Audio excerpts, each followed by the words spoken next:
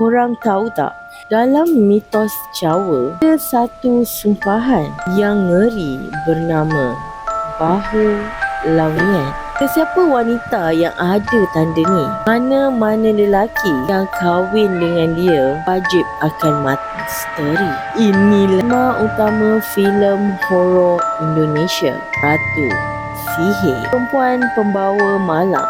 Cerita dia fokus pada Mirah, seorang wanita yang dituduh mengamalkan ilmu hitam sebab semua suami dia mengejut lepas melarikan diri ke kampung lain dan cuba mulakan hidup baru dengan seorang lelaki bernama Bana. Kutukan tu nampaknya masih mengikuti dia dan mula memakan mangsa baru. Apa yang aku paling suka pasal filem ni, arahan Fajar Nugros ni, vibe horror dia bukan jenis jump scare, kejar-kejar hantu tau, tapi dia guna elemen psikologi, ritual mistik dan tarian tradisional yang sumpah meremang.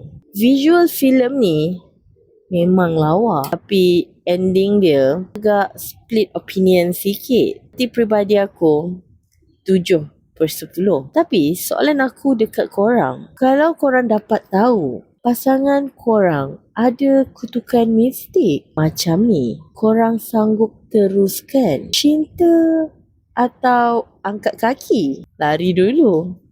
Cuba korang komen kat bawah. Bye korang.